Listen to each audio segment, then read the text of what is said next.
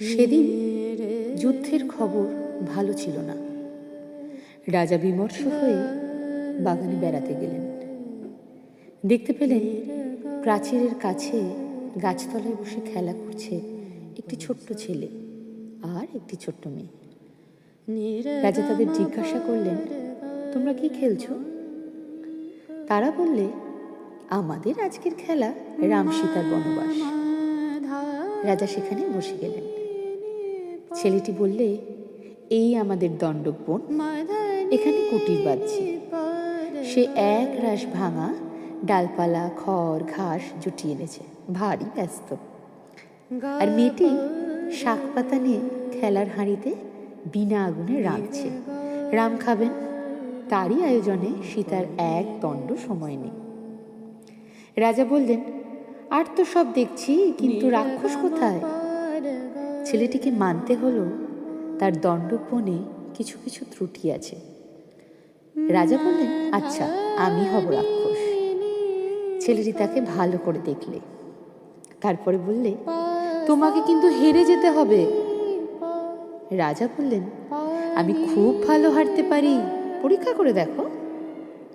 সেদিন রাক্ষস বধ এতই সুচারুরূপে হতে লাগলো যে ছেলেটি কিছুতে রাজাকে ছুটিয়ে দিতে চায় না। সেদিন এক বেলাতে তাকে 10-12টা রাক্ষসের মরণ একলা মরতে হলো। মরতে মরতে হাঁপিয়ে উঠলেন। ত্রেতা যুগে পঞ্চবটিতে যেমন পাখি ডেকেছিল, সেদিন সেখানে ঠিক তেমনই করেই ডাকতে লাগলো। ত্রেতা যুগে সবুজ পাতার পর্দায় পর্দায় প্রভাত আলো যেমন কোমল ঠাটে আপন সুরে বেঁধে নিয়েছিল, আজও ঠিক সেই সুরই বাঁধলে। রাজার মন থেকে ভার নেমে গেল। মন্ত্রীকে ডেকে তিনি জিজ্ঞাসা করলেন, ছেলে মেয়ে দুটি কার? মন্ত্রী বললে, মেয়েটি আমারই, নাম রুচিরা। ছেলের নাম কৌশিক। ওর বাপ গরিব ব্রাহ্মণ, দেব পূজা করে দিন চলে। রাজা বললেন, যখন সময় হবে এই ছেলেটির সঙ্গে ওই মেয়ের বিবাহ হয়, এই আমার ইচ্ছা। শুনে মন্ত্রী উত্তর দিতে সাহস করলে না, মাথা হিট করে রইল। দেশের সবচেয়ে যিনি বড় পণ্ডিত, রাজা তার কাছে কৌশিককে পড়তে পাঠালেন। যত উচ্চ বংশের ছাত্র তার কাছে পড়ে, আর পড়ে রুচিরা। কৌশিক যেদিন তার পাঠশালায় এলো, সেদিন অধ্যাপকের মন প্রসন্ন হলো না। অন্য সকলেও লজ্জা পেলেন, কিন্তু রাজার ইচ্ছা। সকলের চেয়ে সংকট রুচিরার, কেননা ছেলেরা কানাকানি করে। লজ্জায় তার মুখ লাল হয়, রাগে তার চোখ দিয়ে জল পড়ে। কৌশিক যদি কখনো তাকে পুঁথি এগিয়ে দেয়, সে পুঁথি ঠেলে ফেলে। যদি তাকে পাঠের কথা বলে, সে উত্তর করে না। রুচির প্রতি অধ্যাপকের স্নেহের সীমা ছিল না। কৌশিককে সকল বিষয়ে সে এগিয়ে যাবে, এই ছিল তার প্রতিজ্ঞা। রুচিরও সেই ছিল পণ।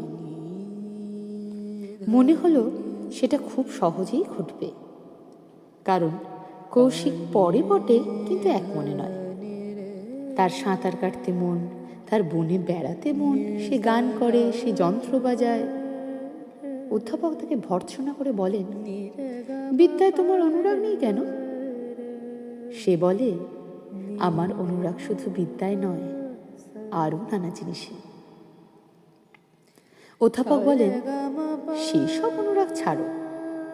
সে বলে, তাহলে বিদ্যার প্রতিও আমার অনুরাগ থাকবে না। এমনি করে কিছুকাল যায়।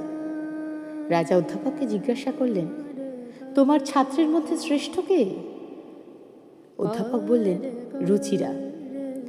রাজা জিজ্ঞাসা করলেন, আর কৌশিক?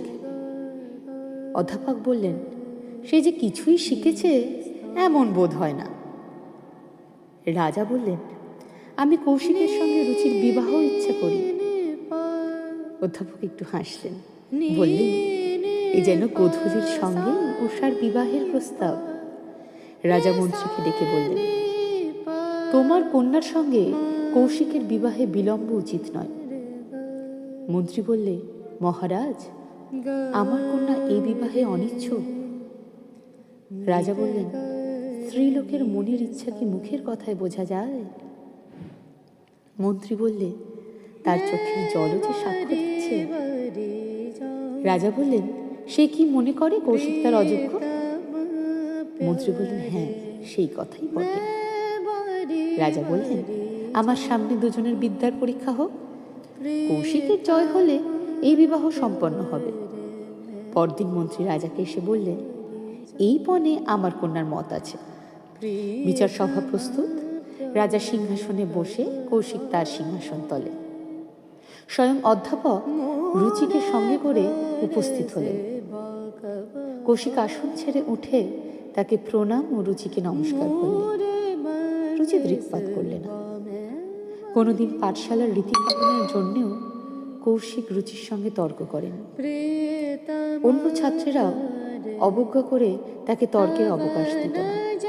তাই আজ যখন তার যুক্তির মুখে তীক্ষ্ণ বিদ্রুপ তীরের ফলায় আলোর মতো ঝিকমিক করে উঠল, তখন গুরু বিস্মিত হলেন এবং বিরক্ত হলেন।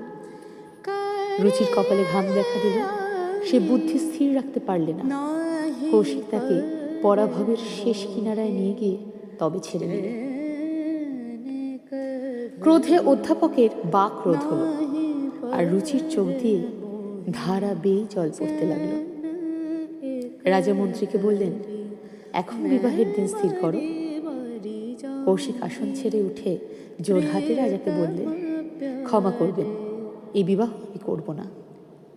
রাজা বিস্মিত হয়ে বললেন, জয়লব্ধ পুরস্কার গ্রহণ করবে না? কৌশিক বললে, জয় আমারই থাক, পুরস্কার অন্যের হোক। অধ্যাপক বললেন, মহারাজ, আর 1 বছরের সময় দিন, তারপরে শেষ পরীক্ষা। সেই কথায় স্থির হল। কৌশিক পাঠশালা ত্যাগ করে গেল। কোনোদিন সকালে তাকে বনের ছায়ায়, কোনোদিন সন্ধ্যায় তাকে পাহাড়ের চূড়ার উপর দেখা যায়।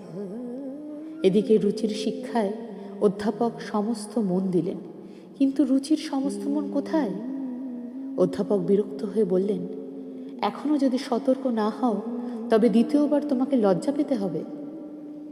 দ্বিতীয়বার লজ্জা পাওয়ার জন্যেই যেন সে তপস্যা করতে লাগলো। অপর্ণার তপস্যা যেমন অনশনের, রুচির তপস্যা তেমনি অনধ্যায়ের। স্বরদর্শনের পুঁথি তার বন্ধই রইল। এমনকি কাব্যের পুঁথিও দৈবাত খোলা হয়। অধ্যাপক রাত করে বললেন, কপিল কণাদের নামে শপথ করে বলছি, আর কখনো স্ত্রীলোক ছাত্র নেব না। বেদ বেদান্তের পার পেয়েছি, স্ত্রী জাতির মন বুঝতে পারলেন না। একদা মন্ত্রী এসে রাজাকে বললে, ভবদত্তর বাড়ি থেকে কন্যার সম্বন্ধ এসেছে। কুলে শিলে ধনে মানে তারা অদ্বিতীয়। মহারাজের সম্মতি চাই। রাজা জিজ্ঞাসা করলেন, কন্যা কি বলে? মন্ত্রী বললে, মেয়েদের মনের ইচ্ছা কি মুখের কথায় বোঝা যায়? রাজা জিজ্ঞাসা করলেন, তার চোখের জল আজ কিরকম সাক্ষ্য দিচ্ছে? মন্ত্রী চুপ করে রইল। রাজা তাঁর বাগানে এসে বসলেন। মন্ত্রীকে বললেন, তোমার মেয়েকে আমার কাছে পাঠিয়ে দাও। রুচিরা এসে রাজাকে প্রণাম করে দাঁড়ালো। রাজা বললেন, বৎসে, সেই রামের বনবাসের খেলা মনে আছে? রুচিরা স্মিত মুখে মাথা নিচু করে দাঁড়িয়ে রইল। রাজা বললেন, আজ সেই রামের বনবাস খেলা আরেকবার দেখতে আমার বড় স্বাদ। রুচিরা মুখের এক পাশে আঁচল টেনে চুপ করে রইল। রাজা বললেন, বনও আছে, রামও আছে, কিন্তু শুনছি বৎসে এবার সীতার অভাব ঘটেছে। তুমি মনে করলে সে অভাব পূরণ হয়? রুচিরা কোনো কথা না বলে রাজার পাশ কাছে নত হয়ে প্রণাম করলে। রাজা বললেন, কিন্তু বৎসে, এবার আমি রাক্ষস সাজতে পারবো না। রুচিরা স্নিগ্ধ চোখে রাজার মুখের দিকে চেয়ে রইল। রাজা বললেন, এইবার রাক্ষস সাজবে তোমাদের অধ্যাপক।